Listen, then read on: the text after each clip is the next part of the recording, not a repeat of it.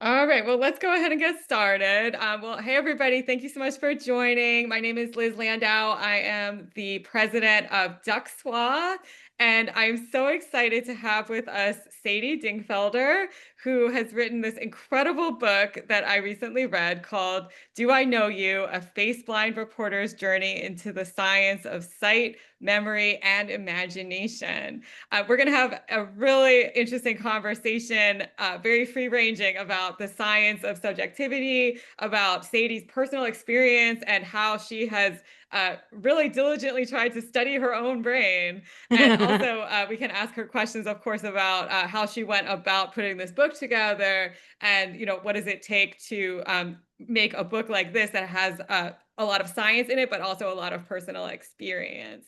So yeah, I figured I will first toss it over to Sadie to talk to us about her book project. But please use the chat to ask questions, and I'll be sort of filtering in your questions as Sadie talks to us. So Sadie, please take it away.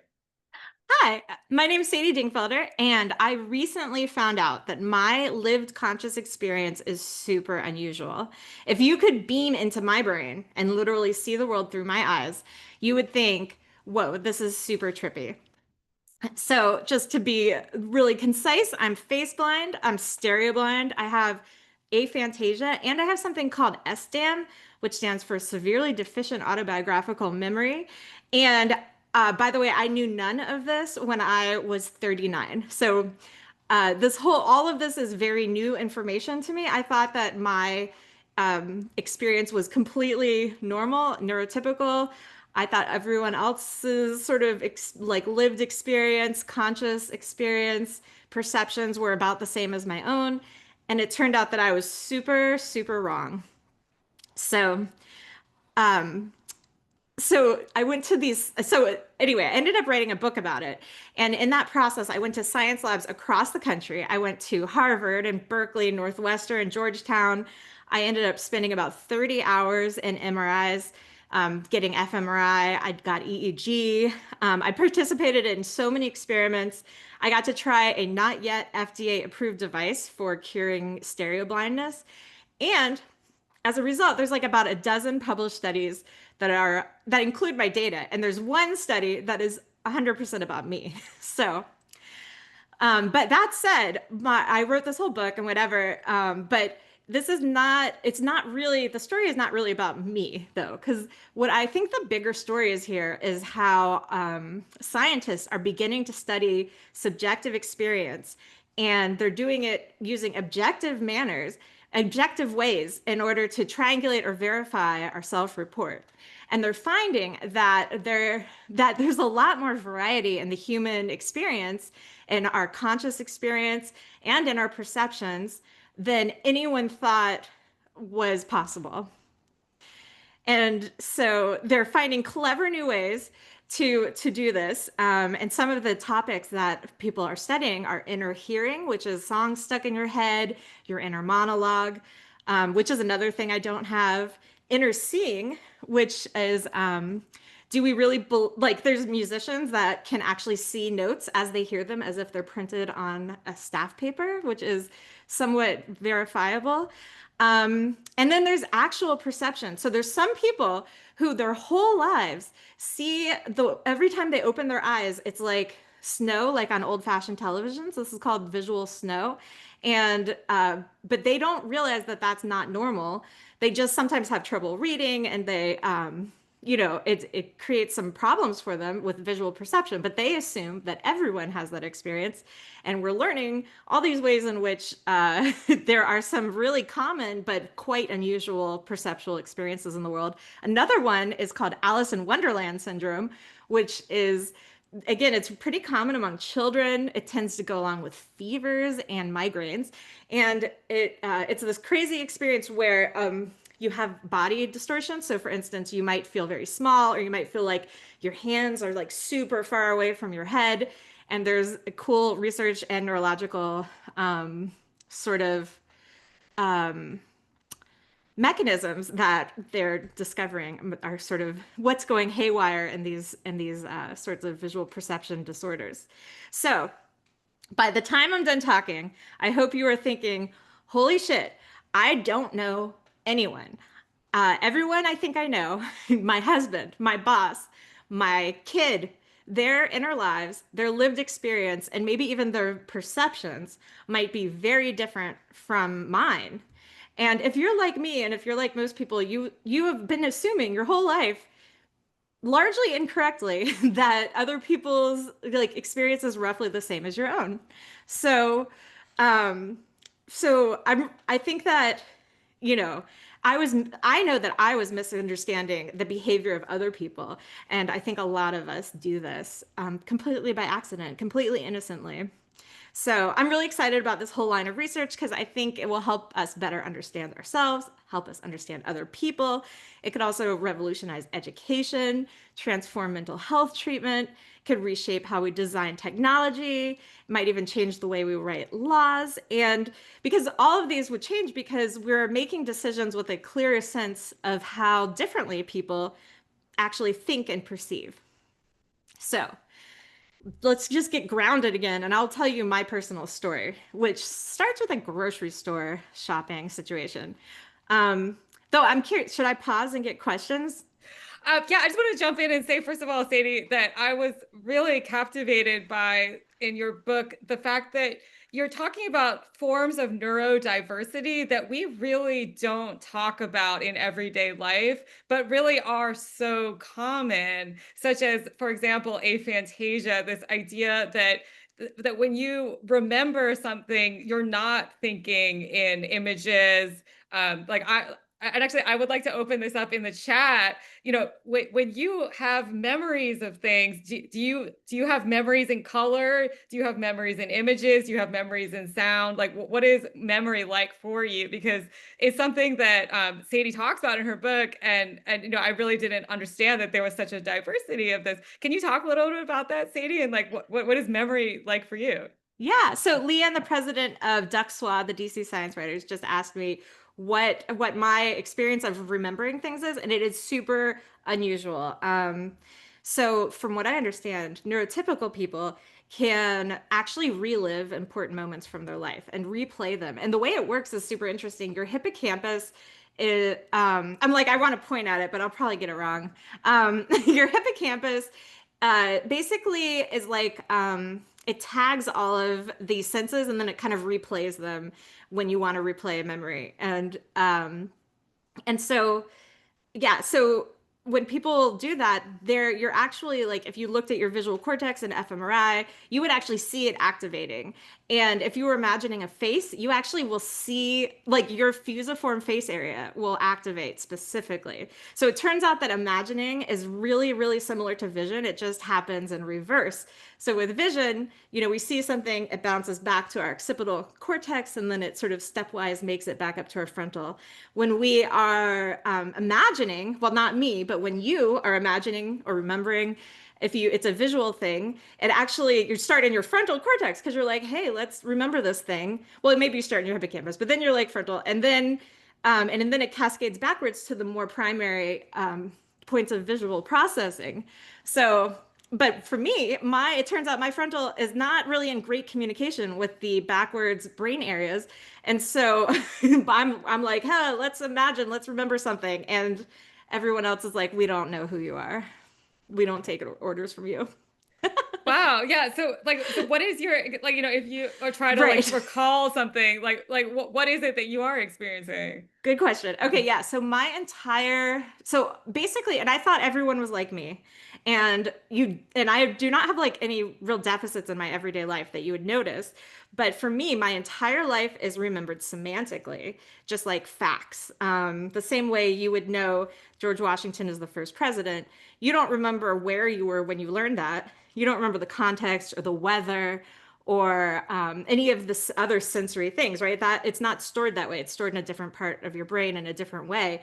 And so basically, most people strike a balance actually between semantic memory and what they call autobiographical or episodic memory, which is that replay memory. And my brain has just put all of its marbles on the semantic side. So when I try to remember something, I mean, it's literally just, I'm going to tell you a story that I may as well have read. That And so yeah, when I go and see like Inside Out or like that kind of movie, yeah. like my whole life I've seen visualizations of people remembering things and like, or I read remembrance of a thing's past. And and there's that whole Madeline thing, and they're just like whisked back to this like rich sensory experience. And I have, I literally my entire life thought that we were just being very poetic. Like did not realize that that was actually very real for people in a way, that it's definitely not for me. Yeah, I think that's so fascinating. So, but we do have a question in the chat about your face blindness, but I would like you to tell that story that you were just about to jump into first. That's so compelling at the beginning of your book when you were in the grocery store. Tell us about that. Yeah, sure. Okay, so I so what happened was I was grocery shopping with my husband, Steve. Well, he was the boyfriend at the time. And we lived together, and he I lost track of him at some point. And when I found him again, he had just gone totally rogue. He was filling our shopping cart with all sorts of stuff he doesn't normally buy, some junk food and snacks, and also generic peanut butter, because I remember the generic peanut butter specifically. I actually don't remember anything else at this point, but I remember the peanut butter because I plucked it out of the cart and I said, since when do you buy generic? Because he's a huge food snob. And he looked back at me and he was completely scared looking. Like he just looked like he had seen a ghost. And my husband is big. He's like 6'4", and like it just like a lot of things don't intimidate him. And so I actually like kind of looked behind me, and then I realized that like in that I realized I was not talking to my husband. It was a completely random stranger who was wearing like the same jacket. He was bald like Steve. He was just sort of generically Steve shaped. And and I had mistaken him for my husband. And it wasn't until like a little while later, after like at the time I was mortified. I ran away. I told Steve what happened, but by the time we were driving home I was actually like, I'm hilarious, that's a really funny story. But the thing is, and what I've since realized is that like I have a lot of funny stories that are actually like evidence of like some serious perceptual deficits. And I had no idea. I just thought nothing farther than like I'm hilarious. So, but this time I did start to think about it. And I, as my fellow science writers might recognize, I didn't go to the doctor. I just started looking in research databases, and I used to work for the APA. So, and I still had access. I mean, at the time that all this happened, I was working at the Washington Post, but my previous job had been at the APA, and I started, um, I started like I just used my old APA password and I got into Psych Info, which I couldn't believe worked. And I did all this research. I downloaded all these papers, and and it just quickly became clear to me that face perception, two things became clear. Face perception is a huge topic in vision research. Vision scientists are completely obsessed with it. If you go to a vision science conference, which I just got back from not too long ago, they they'll have like a whole poster session on face blindness. They will have like several speakers at like two or three plenary sessions. Like there's so much research on face perception and face blindness specifically. Wild, right? And the other thing I did was as I was doing all this research, I was like, okay, this is really interesting, but it's like, I bet I'm just below average, right? Like, I didn't think that it actually turned out to be actually face blind. But I started emailing professors to get access to the really good tests, because you actually like cannot get access to the good tests, the regular ones online.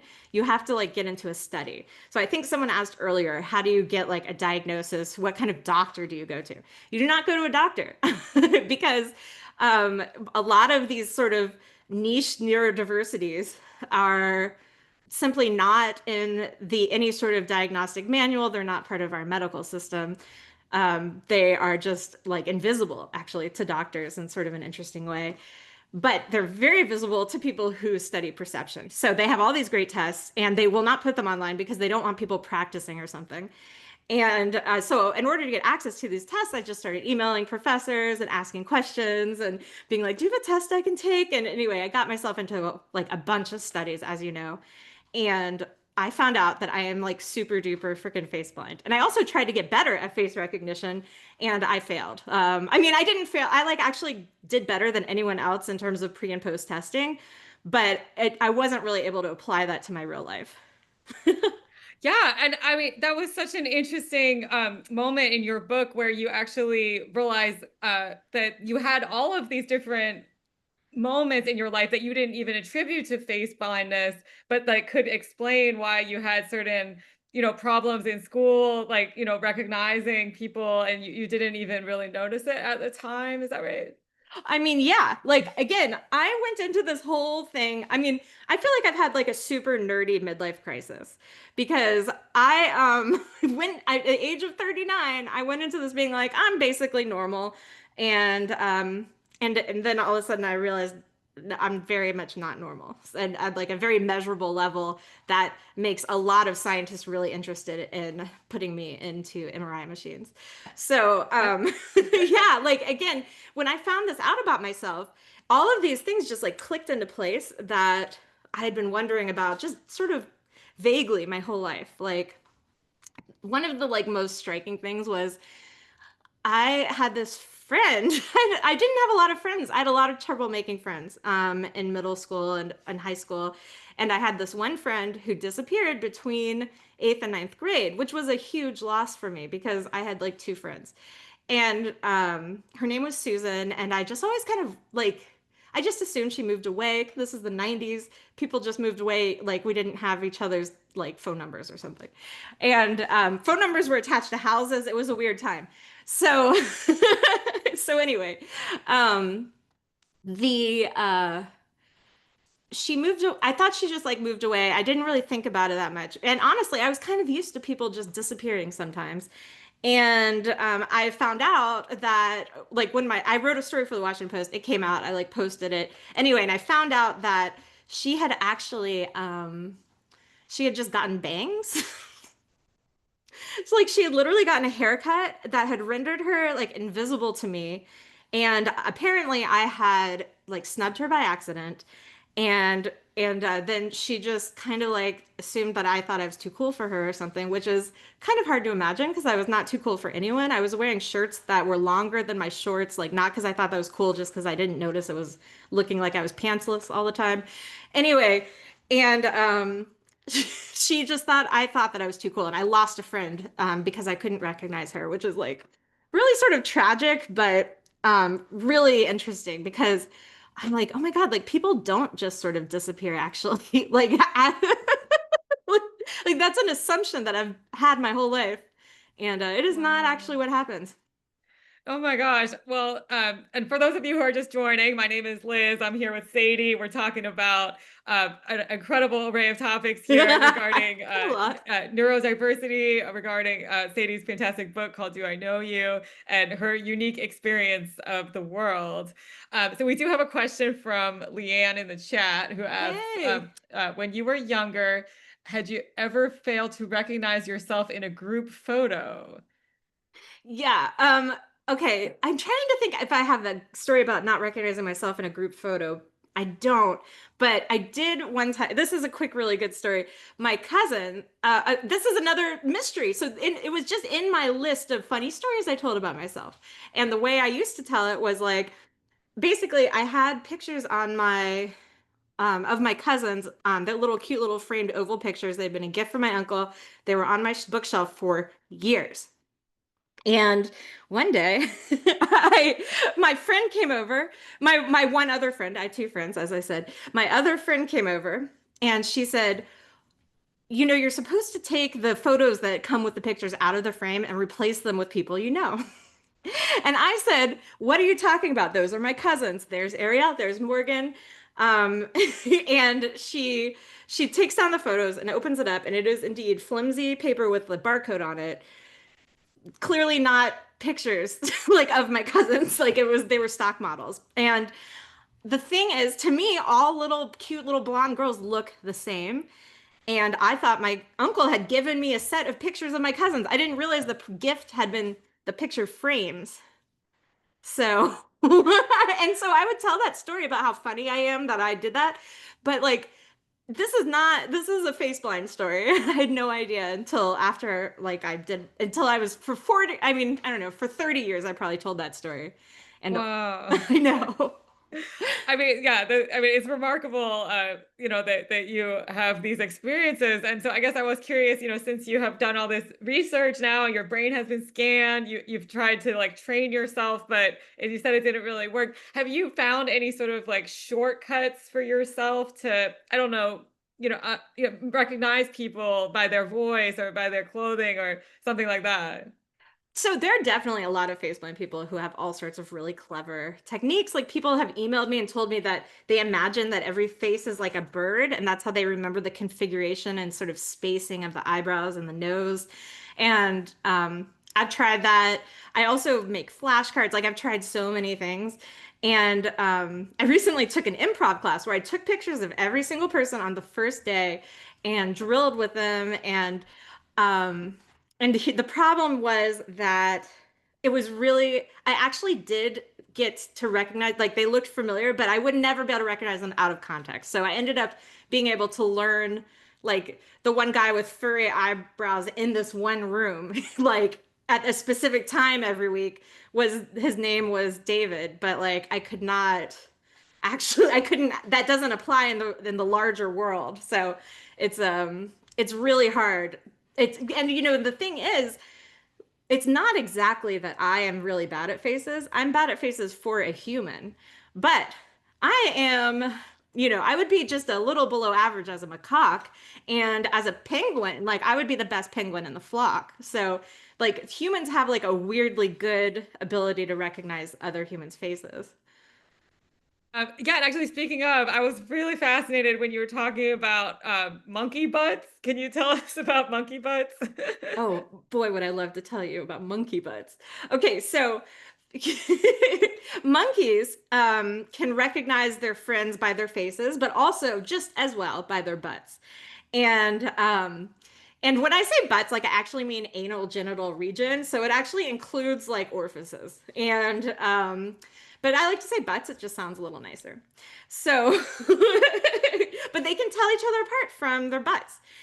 And so this one researcher named Mariska Kret did a study where she found that monkeys use the same configural face processing as humans do when recognizing their friends by their butts, as we use when we recognize our friends by our faces. And if you put butts or faces upside down, they become a lot harder to recognize for monkeys and for humans. So, anyway, the idea is probably like an ancient ancestor of humans probably could tell other humans apart by our butts. Like we can't do that anymore. Mariska Kret looked into it. She took some anal genital region areas, like regardless, I mean, needless to say, she's in like Switzerland or something. It's not an American study. Highly depilated female volunteers, um, who and people, they were just trying seeing if people could match them, I think. Like it wasn't like matching to faces or anything, which would be extra special. But anyway, so that's what they oh yeah, so an ancient human ancestor probably had the ability to tell other humans apart by our butts. But we lost it, or probably as we became more upright and butts and we put on clothes and butts just became a lot harder to see and sniff. I mean, that is so fascinating. And, it just, it really goes to show you that, we have evolved from this, like, huge lineage of great apes and such. But, like, yeah. So, anyway, it's all fascinating. But I do want to get to a question from the chat by Timothy Jorgensen, who asks, Yeah. when people have some sensory deficit, they claim that other senses are heightened to compensate. Do people who have a perceptual deficit have other heightened compensatory perception? Yeah, you know what? I always would like to see, like, I want to say that. And I do think that's what people are getting at when they claim that they're really good at voices or something like that. But the research has not borne this out. Like people who are face blind think they're really good at voices because they're comparing their voice recognition ability to their own very bad face recognition abilities on average. I'm sure there's some face blind people who are great at voices. I'm not one of them. And I think that the brain is so complicated. Like a lot of times, if you see, so the compensatory mechanism that I have personally developed is being really friendly and being very open to ambiguity. So I am happy to have conversations with anyone at any time, even if I have no idea who they are or what we're talking about. And I over time, like when I was younger, I actually there's kind of two ways you can go if you're face blind. You can treat everyone like they're a stranger, or you can treat everyone like they are your very best friend. And when I was younger, I went with the stranger because I was anxious and I didn't know who people were. And so I didn't try to talk to them. And when Susan saw me in the grocery store, I would be like, "Hey," and just like walk away, you know. Um, and then later in my life, I just switched strategies. And interestingly, there's a US senator who did the same thing. His name is, what is his name? Hickenlooper from Colorado. And he's face blind, a face blind senator. Can you imagine? He has a tough job because he has to recognize a lot of old white guys. And he himself is kind of an old white guy. And, but he also didn't find out he was face blind, I think, until he was like probably 50 or something. And learning that about himself actually gave him the confidence to run for mayor and to run for senator and like his whole political career. Before that, he just thought he was socially inept. Wow, yeah. I mean, I think it's really great that we have that representation of, people who are face blind, coming out and saying it. And I mean, I will say, even as a person who's not face blind, like I've absolutely been in situations where somebody comes up to me at a conference of like 2,000 people and they're like, Liz, and I'm like, hey, and like I do not remember who they are, what their name is, etc. But unconsciously, I've also adopted the strategy of just being friendly and like seeing what details come out of that, and I'll be like, Yeah. oh, that's it. And you know what's funny though? I thought my whole life that I was doing a pretty great job, like pretending to know who I was, like who I was talking to, but and also just like being noticing who's looking at me so that I could say hi. But once I found out I was face blind and wrote a story about it for the Washington Post, everyone in my world just started telling me whenever I failed to recognize them or someone else. And it turns out I do it constantly. I am constantly snubbing people left and right. I have no idea. And I mean, it's a blessing I don't realize it because I would be very embarrassed like all the time.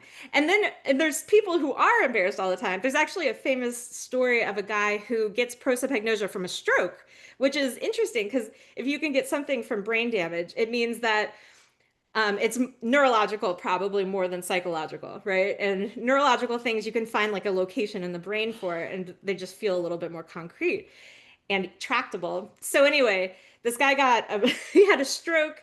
He lost his ability to recognize people, and he lived in London. So he moved to the countryside, and he acquired a flock of sheep in the language of the scientific paper. Um, and he never regained his ability to recognize people, but he was able to recognize his sheep by their faces alone, and unfamiliar sheep he could learn. So your fusiform face area is specialized. It works for human faces and it does not work for sheep faces, if you were wondering. And also, that is like a really good idea for a rom-com. I feel like a prosopagnosia guy who's older who can recognize sheep but not the ladies he's dating, something like that. Oh my gosh. Well, that is like a free Netflix idea right there. I would definitely watch that show. It's on my to-do list to write that script, but I'm so Oh my not gosh. visual. It's really hard to write scripts. Oh my gosh. That's amazing. But it also goes to the point that you just mentioned, which is like so much of what we know about the brain actually comes from brain damage, Oh because yeah. obviously it would be unethical to bludgeon people in certain areas of the brain, but it happens sometimes in accidents and in strokes.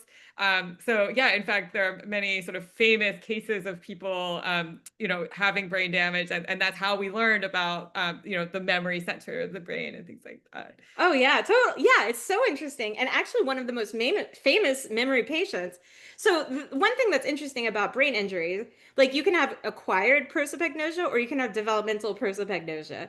And they discovered prosopagnosia from the brain injury people because the people who've had it our whole lives, to us, it's totally normal. But if you get into an accident, like Steve Wozniak was in a helicopter crash, and by the way, yeah, it was Steve Wozniak, right? Yeah. He was a text message buddy of mine for a minute. That's And special. it was pretty awesome. And he's face blind, but it's acquired prosopagnosia. And so he could instantly tell that his world had shifted in some way. And that's the same for aphantasia. The first like described case was a guy very recently who had a stroke, probably had a small stroke, and lost his ability to visualize. And that's what he went to his neurologist complaining about. And and not like every other time in history, if someone complained about that, I'm sure that the neurologist was like, yeah, that's not something we do. But this guy was like, huh, that's really interesting. And that's how aphantasia was sort of discovered, was acquired aphantasia. And then all the people, once that study was published, all the people in the world who were like can't visualize like me were like, well, not all the people in the world, but the ones who read studies were like, what are you talking about? Yeah, I do want to invite our audience to continue asking questions in the chat. Sadie would love to talk with you about whatever you're curious about. But I guess I would like to get to the topic of like, how did you know that you wanted to turn this into a book? Was this something that you've been thinking about for a long time, or was it after like doing a lot of self-reflection? How did it come about?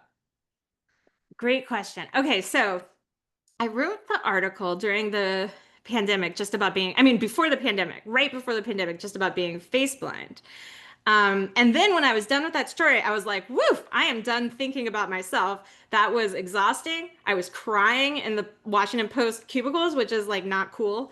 Especially when other people are like interviewing people who are like actually suffering from tragedies. Yeah, so I was just like crying for like my middle school self, and I was like, I'm done writing about myself. I'm gonna write about other people. But then the pandemic hit, and it turns out that the only brains around were mine and my husband's.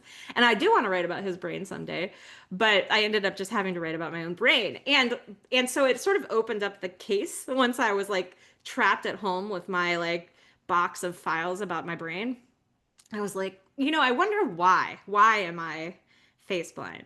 And I started digging through this box, and I found a study that I had like printed out before that showed that it was a crazy study. Basically, it showed that kids who are born with cataracts in their left eye, but not in their right eye, have lifelong face recognition deficits.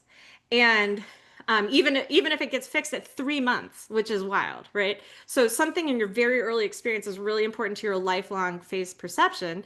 And even though I wasn't blind in my left eye, I may as well have been because my brain was not using that information. Like so, basically, right now I am not looking out of. Well, actually, I'm looking on my left eye now, but now it's my right eye. Anyway.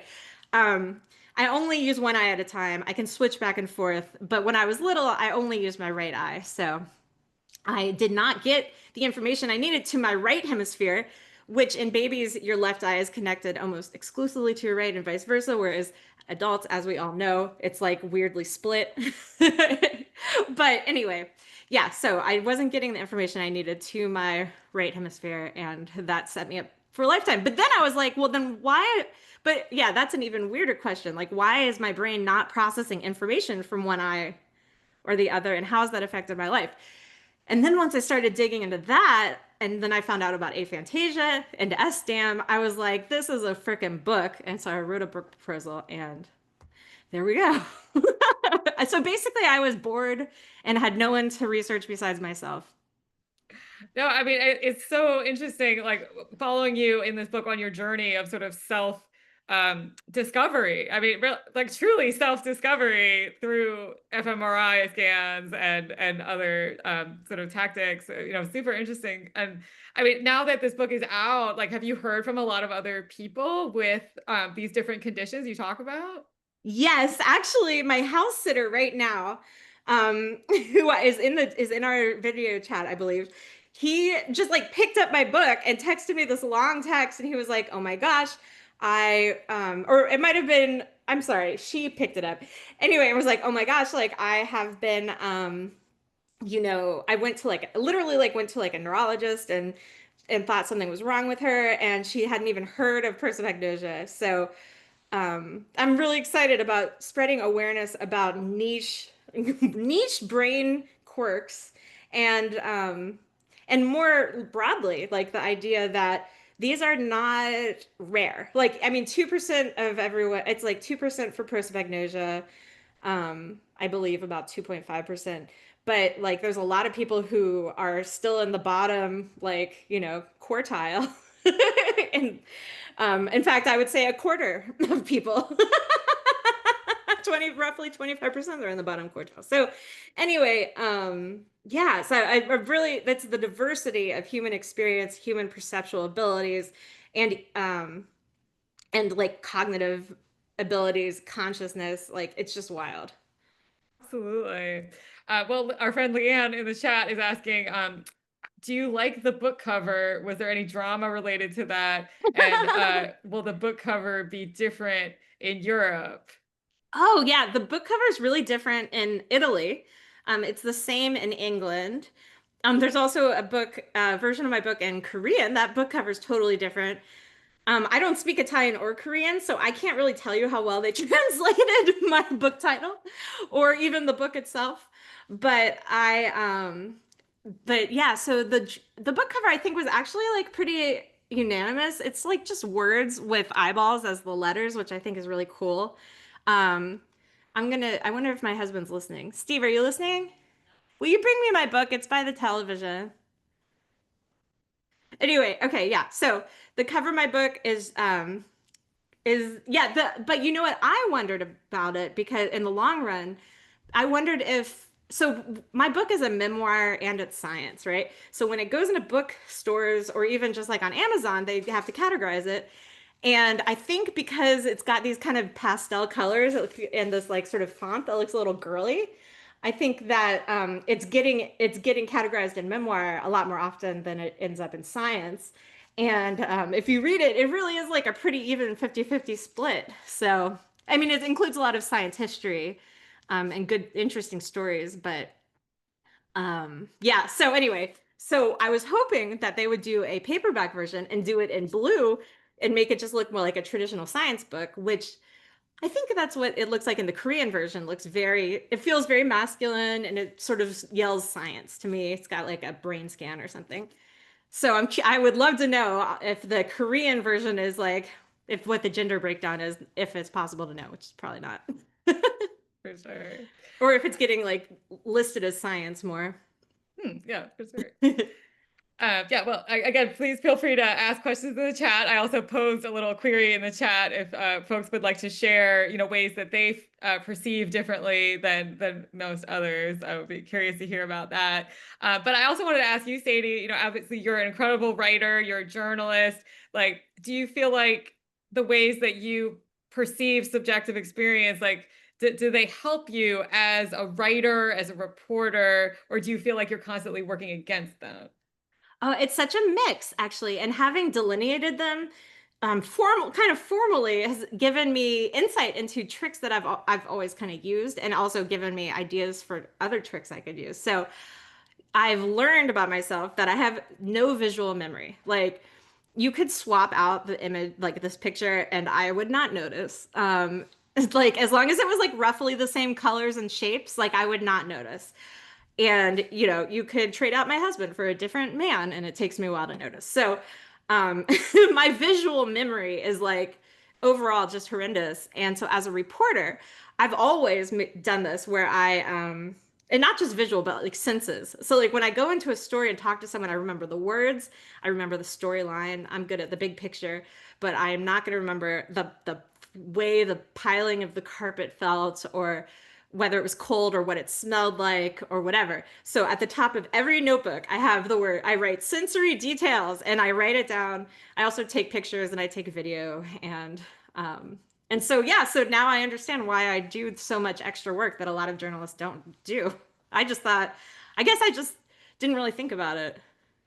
But I mean, that's interesting that you say that because, like, I think that it's so important to write down sensory details in the moment. And it is something that only with experience, like, I've started doing myself. And, like, I do have a visual memory, but nonetheless, you can't remember everything. Like, if something, like, some sound pops there's like a particular smell or, the carpet looks a certain way, like, I might not offhand recall that, but if it was noteworthy to me in the moment, like, I will write it down. And I think that that is a great tip for reporters of all types, regardless of neurodiversity and such.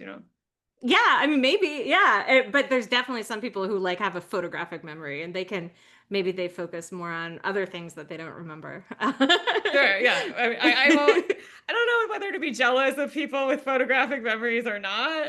I have been Yeah. flip-flopping on this. And actually, like, honestly, sometimes I feel like, okay, so this ability to re-experience moments from your past or to see in your mind's eye the face of like people you loved who died, like all of that feels like a really important part of the human experience that I am missing out on. But on the other hand, oh my God, I am not haunted by any of my exes. Um, I don't know. I think that's the main one. Like no ex hauntings. But on the first hand, I have entire photo albums of people who I have no idea who they are. And my own phone wallpaper like shuffles through photos and I have a lot of photos of my friends' kids. And as they're all filed under like the same two or three pictures in my brain. And anyway, I don't know who these kids are. I'm just like, I wonder who that is. Like my phone wallpaper, I do not know who it is half the time. That's so funny. Yeah, so obviously a mixed bag there. No ex hauntings. I really like that quote from you. But on the other hand, you don't know who's in the photos. That is very interesting. And actually, and to that point as well, like, I think I've heard that people who have more accurate, well, I don't know if it's say accurate, but like vivid memories, sometimes it can be a bit of a curse because you remember like feeling bad, right? And those bad feelings you associate with particular people or places or whatever that other people don't have those memories of. And Yeah. so it might be harder to kind of let go of, remorse or, anger, things like that. Have you thought about that as well? A lot. Yeah. Like, I mean, I have done many very embarrassing things in my life. I know that semantically, but can I like actually recall any of them? No, not at all. So that's for the best, I feel. There's a few pictures, unfortunately, that I can now be embarrassed about retrospectively. Like, I had a friend's wedding that I played violin at, and I was wearing like I thought it was a sweater dress. But in retrospect, it was just a sweater. So I was pantsless at my friend's wedding. I'm in all the pictures. It's like very embarrassing. But unless someone took pictures or videos, I generally forget about things that I've done in the past that are mortifying.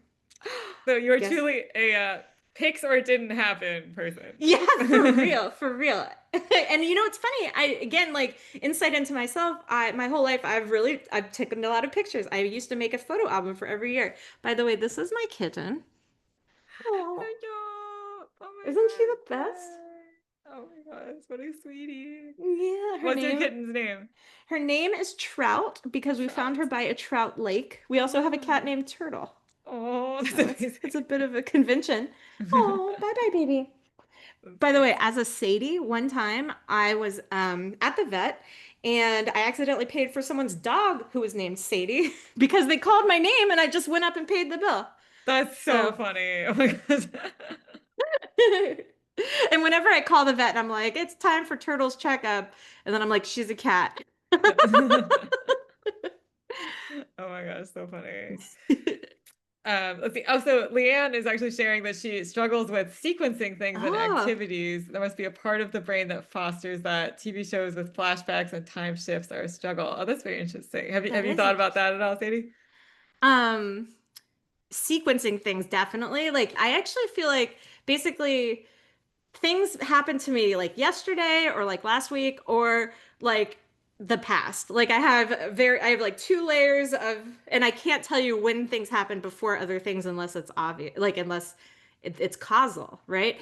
And actually, I think that my brain's inability to remember things outside of the storyline structure has been really helpful to me as a writer because when I go to write something down, it's already in a storyline structure. I've already lost the extraneous details. I already, like I've forgotten the things that don't matter. And so the stories are all that's left. It's very easy for me to write them down. And when other people have trouble writing and have trouble finding the through lines, I'm like, why is that hard? That's not hard. So that's one thing that I'm naturally good at that is sort of unusual. I think relatively unusual. That's very cool. A good skill to be for a writer for sure, for sure. So Leanne Kelly, we have two Leannes on the call. Yay! Our Vice President Leanne asked, "Do you know if there's any difference in how people with prosopagnosia dream?" Sorry, say the word again. Prosopagnosia. Prosopagnosia. Okay, Prosopagnosia. And my other favorite word is hemiprosometamorphosia, which is a weird disorder. Wait, what is that one? That's called PMO for short, and it's a really interesting perceptual disorder where everyone's face that you look at looks like it's sort of distorted, like their face is being pulled back and they have pointy ears and like kind of demonic looking. And we know that this is oh shoot. We know that this is actually real because sorry. Okay. We know this is like a real thing.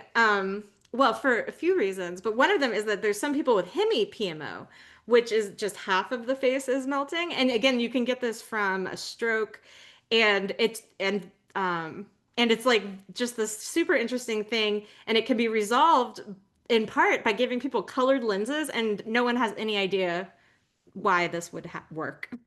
Like green Wow.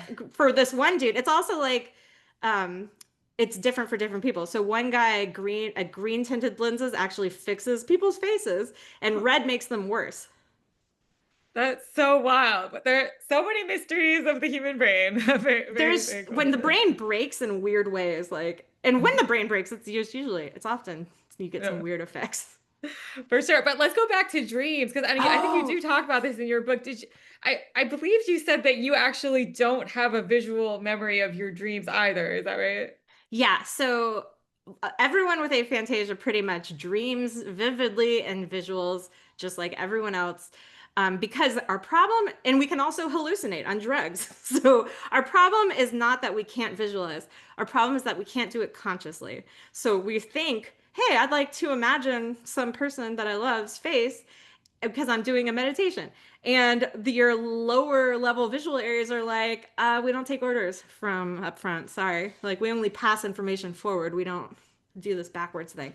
So anyway, so that's all to say that we all have this weird phenomenon where when we wake up, we can remember that we saw beautiful things.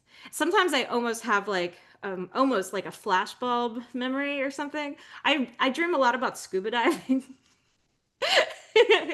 And so sometimes I'll just wake up and I'll be like, it was so beautiful. Like the ocean was so gorgeous but I absolutely cannot sum up that image again. That's so interesting. So again, it's that you have the fact that you dreamed about scuba diving, but not the imagery in your mind's eye. Is that right? Yeah, Yeah. yeah. That's so interesting. Isn't that the craziest? I Yeah. mean, but to my perspective, I thought that happened to everyone. Yeah. I didn't realize that there was a waking hallucination that almost everyone in the world does. And I actually just don't have it. So My brother's the same way. He also has aphantasia. He's not face blind, but he has aphantasia and S-DAM. So again, like you'd often kind of compare yourself to your siblings. So that was just farther reinforcement that like remembering visual details or anything about your life was not really a big part of the human experience. yeah. And so I'm actually curious, is it common for people who are face blind to also have aphantasia? Yeah, they're correlated, Mhm. and you know what I've learned actually is that a lot of the things that we've labeled, a lot of the neurodiversities overlap like a lot. So if you have one weird brain quirk, you probably have at least like four others. And yeah, so they're definitely correlated. Autism and face blindness are very correlated. ADHD and autism are correlated, and I don't know if ADHD and face blindness is correlated, but I bet there's at least a weak correlation there. So a lot of a lot of cross sort of overlap. Yeah. Our friend Sarah in the chat is asking if there's any evidence that other animals or primates have face blindness or equivalent. Okay. Interestingly, so I don't, that's a great question about other primates. If, there just isn't a lot of research on individual differences in animals because people don't think of animals as individuals. I mean, there's barely any research on individual differences in humans, right? So anyway, so as far as I know, there's no evidence in primates or other animals. But what's interesting is that there's evidence that, like, you will occasionally see articles that are like, bees can recognize faces or crows can recognize faces. And they can, absolutely, but they are nowhere near as good as humans are. Like, not we, you, other people are freakishly good at faces. Like, if you meet someone at a cocktail party, talk to them for 5 minutes and then walk away, and that person puts on a hat or is in different lighting, or you see that person 4 days later, most people can recognize that person. That is a wild photographic memory that most people do not even appreciate how much brain power it works. It takes a whole specialized hunk of brain and other areas. And also it's just like a really impressive trick. Like if other animals cared, like they'd be super impressed at our ability to recognize one another by our faces. Though we should be impressed by their abilities because other animals actually, in general, other animals' faces do not vary as much as humans' faces. So, if you've ever thought all penguins look alike, like don't feel bad, they do all look alike. They tell each other apart by their voices. So a lot of animals are much more smell focused. They tell each other apart by smells, and so yeah, so humans are though unusually weirdly good at face recognition. Oh, it's so interesting. And so I want to go back to our fundamentals here. So we have face blindness, Yeah, which is called propagnosia. prosopagnosia. Prosopagnosia, yes.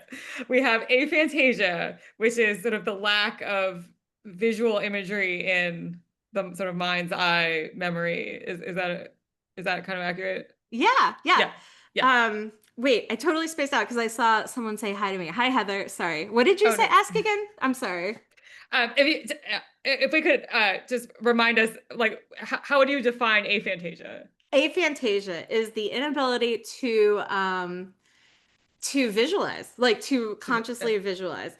And so there's just all these ways, like I don't know if anyone remembers the old Reading Rainbow title sequence. Oh yeah, yeah, yeah. But like for me, reading a book is just words on a page, right? Like I never imagine what a character would look like. I never imagine scenes. And so when people would get mad about the movie version of the book, like casting wrong, like I had no idea. I thought they were just BSing or something. And when I would see, so the intro of Reading Rainbow would had this whole thing where kids were reading books and then they would spring to life and castles were coming out of the book and dragons and they're like, I can be anywhere, and all this stuff. And I'm like, oh, like this is meant to trick dumb kids into thinking reading is like cartoons. But it is more like cartoons than it is for me, for I guess most people. So interesting. And then you also talk about SDAM, and actually, someone in our chat said that they also have SDAM. Tell us what SDAM is. SDAM stands for severely deficient autobiographical memory.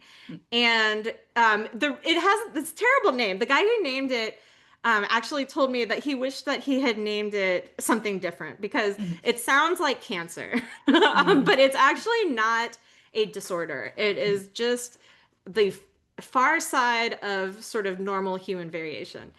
And the other side of that is HSAM, which is highly superior autobiographical memory. And those people have what's known as a photographic memory, or actually, that sometimes it's called, there's different things people call it, but those are the people who can tell you like the weather on July 29th, 1979. I mean, assuming that they were alive then. That was actually my birthday.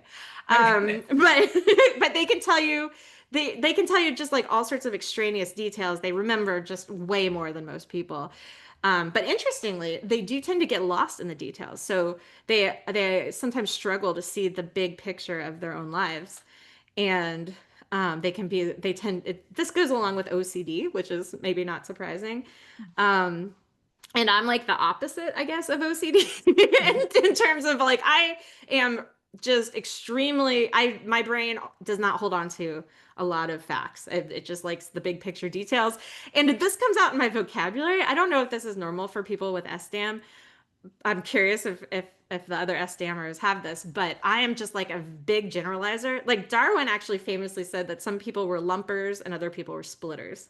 Mm. And I like will like to I just use the same term for everything like in its category. So for me, like every coffee shop is like a Starbucks, like embarrassingly. Like it doesn't matter what the brand is, if it's a local coffee shop, I just call it a Starbucks.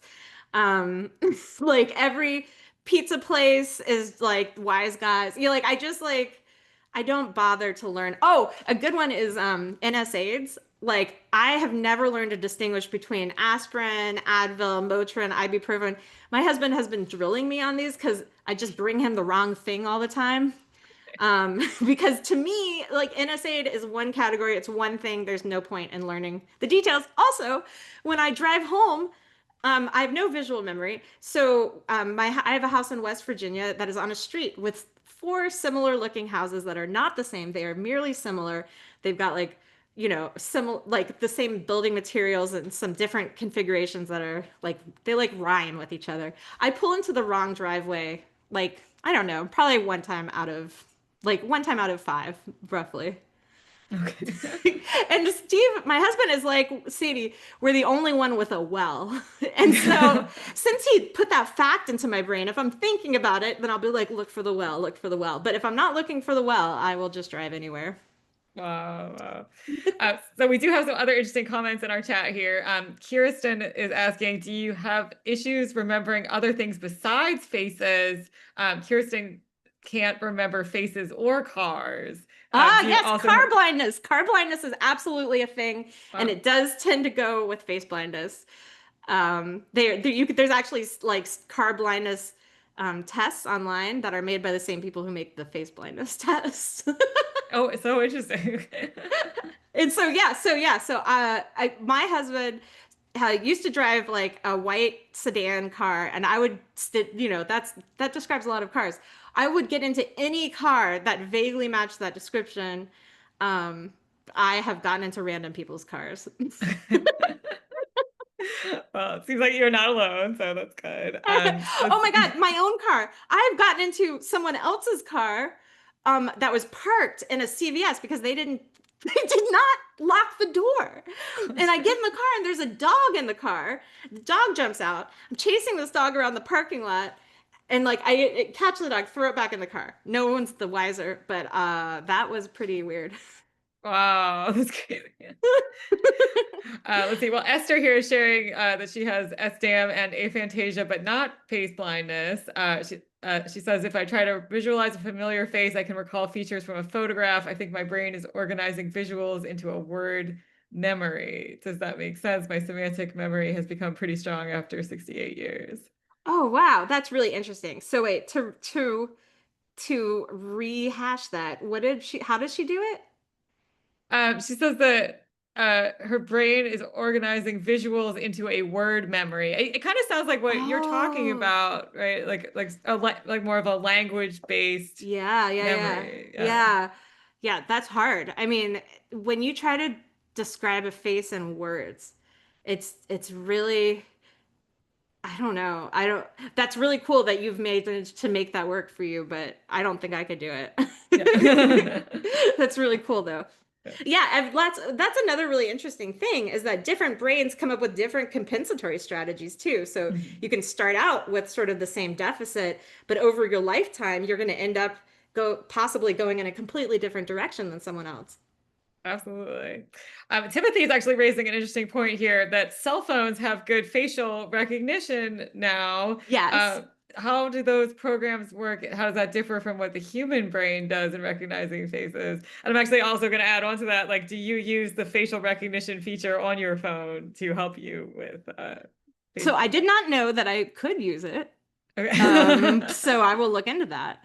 Yeah, so okay, let's see. So there's a woman named Doris Sow who is, I think, like sort of at the forefront of figuring out the precise calculations that your brain is using to recognize faces.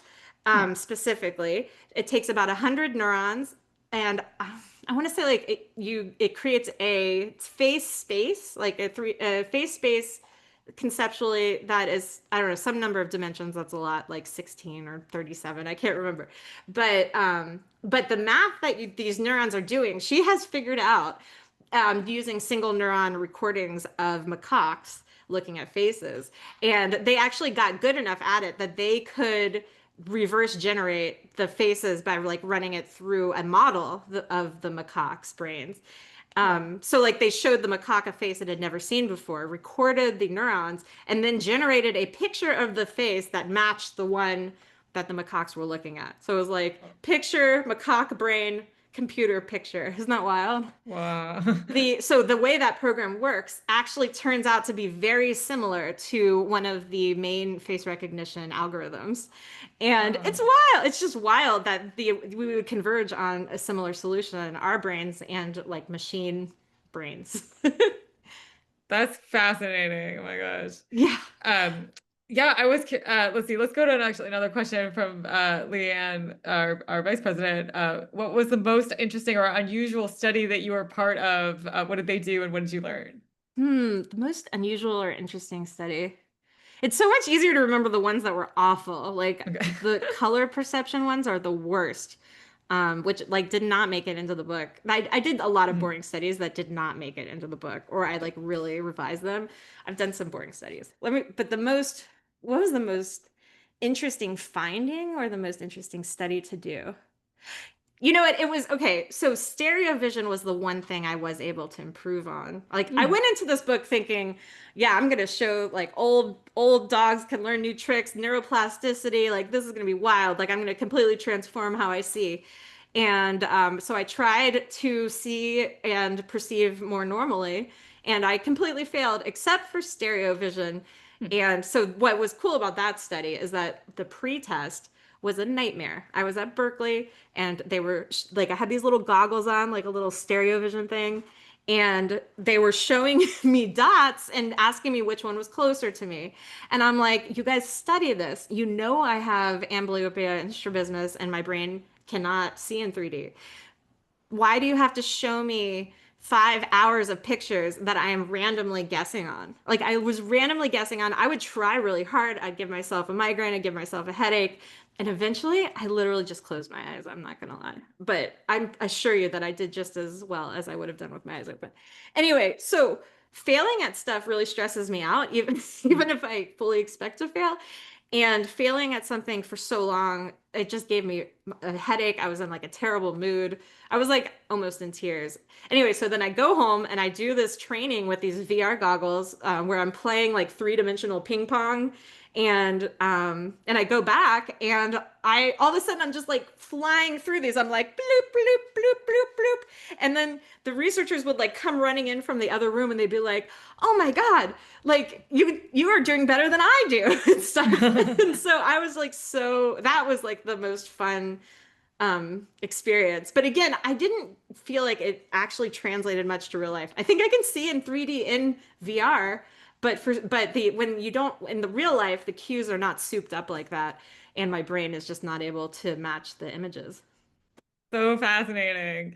Well, we're going to go for about another 10, 15 minutes, so please Yeah. keep your questions coming. But yeah, Sandy, I was curious on a more personal note, like, did you have any fear about being vulnerable and sharing your personal experience with the world? Like, were you afraid that people might treat you differently or, judge you knowing the way that you perceive the world?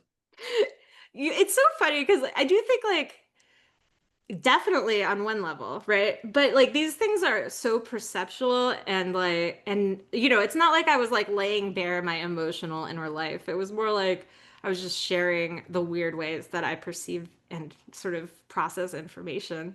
It would be, that said, I think that people were probably already judging me, right? Like most people thought that I was spacey, right? Like that was kind of like my deal. I was spacey, I was eccentric, and these things are absolutely correct ways to describe me.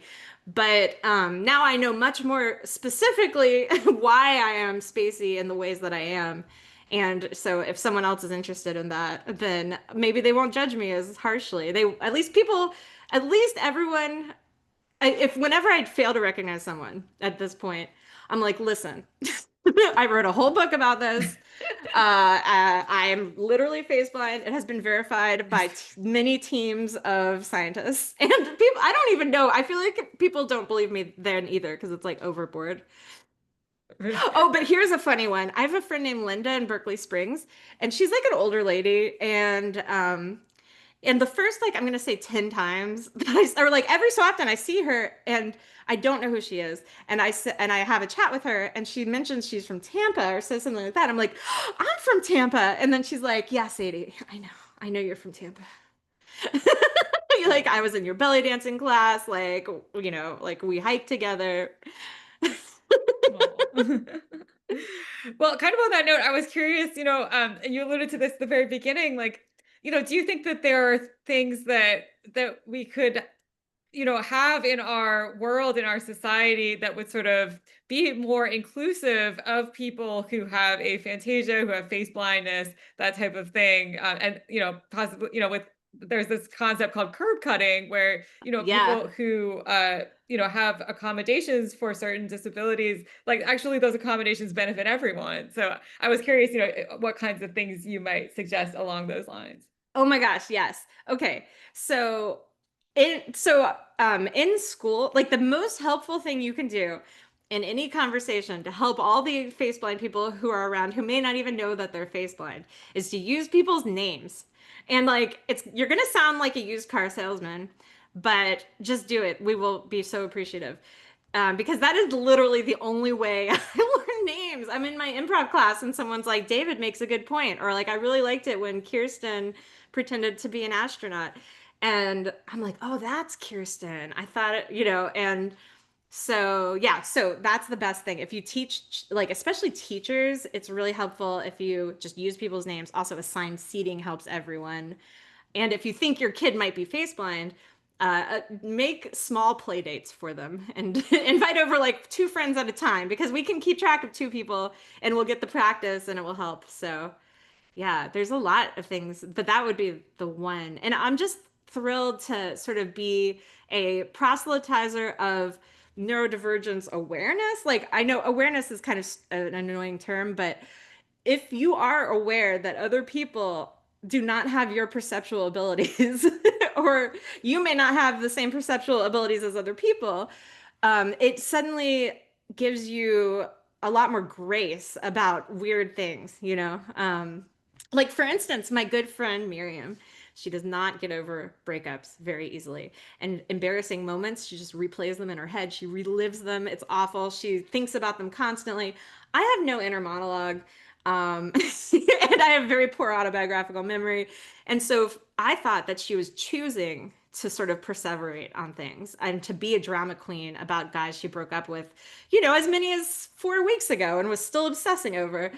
But it turns out that we were both just occupied different ends of the spectrum of memory, and she can just remember things, and her ex-boyfriends live in her mind in a way that I can hardly imagine. Yeah, no, it's so interesting. Actually, that brings me to a question. I hope you don't mind answering. Was I was just curious. Obviously, you and your husband are happily married, and like, but he has to know that you are face blind and sometimes don't recognize him. Like, I was just curious if you guys like have like a secret code or something. I don't know, like how you sort of navigate that. Yeah. I mean, me not recognizing Steve is a fairly rare occurrence, I Okay. think. Yeah. But there's a lot of other things that I do that are super weird that Steve has actually like learned about and like kind of deals with better now that I've delineated how different my inner life is. So, like for instance, I have no sense. I like not just no sense of direction, but like um it's hard to explain, but like when I would go trick or treating and I went to a house when I was a little kid and then I turned around, I would sometimes double back and just go to houses I'd already been to because I didn't remember like which direction I had come from. I don't know if that makes any sense. So, Steve, when we go, one time we were like walking out of a restaurant, I think it was like in Princeton, unfamiliar city, and Steve just saw me like standing there. Anyway, Steve just points out the car now. He like points out the car. He just thought, for a second though, he said he thought I was just like spacing out. He was sort of vaguely annoyed with me, but then he realized that I had no idea where we parked the car, what the car looks like. That's very cute. Awesome. Well, we just have a few minutes left, so if you have any questions, please put them in the chat. Leanne is asking, did your sibling also learn about his neurodivergence later in life after your own epiphany in the grocery aisle? Any other family discoveries? Oh my gosh, yeah. So Saul, my brother, has been sort of part of this whole story, and he's the one who heard.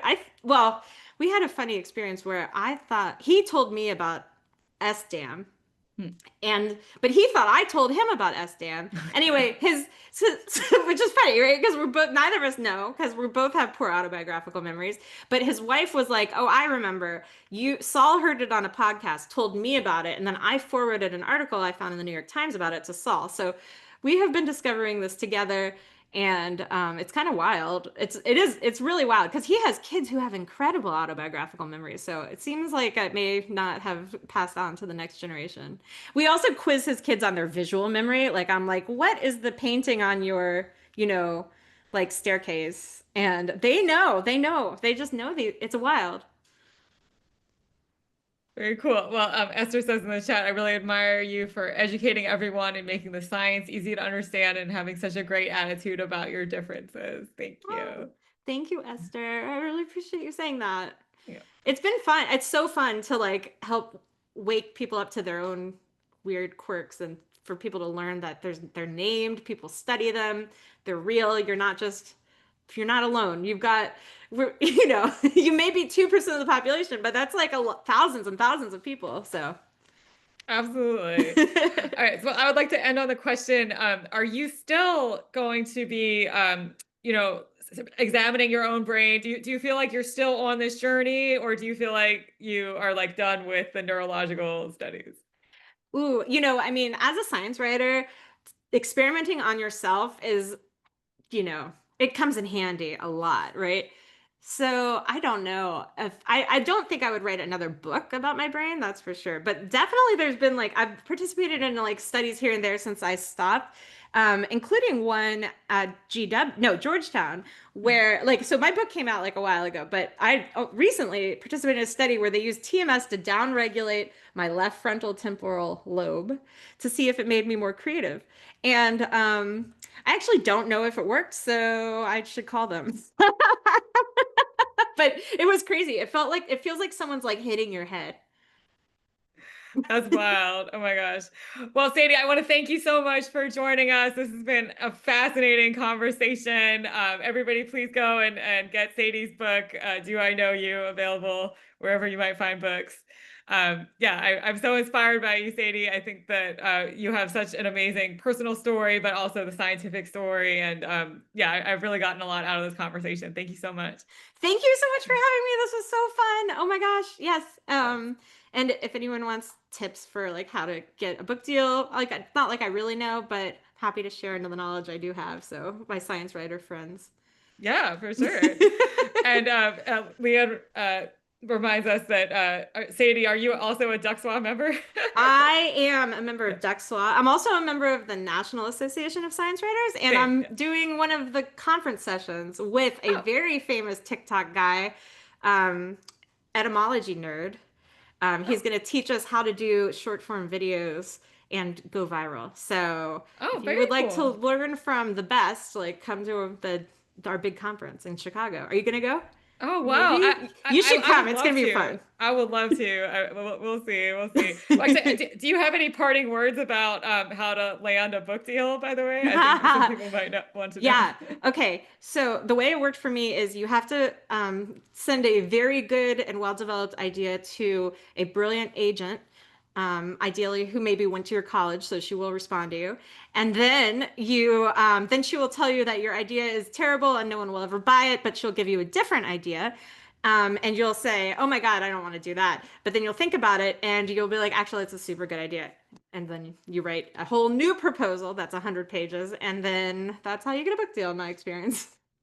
Wait, so did you have a different idea before this one then? Yes, I wanted to write a bunch of, because I started out being like, a thing about me is I'm hilarious and I have a lot of funny stories, right?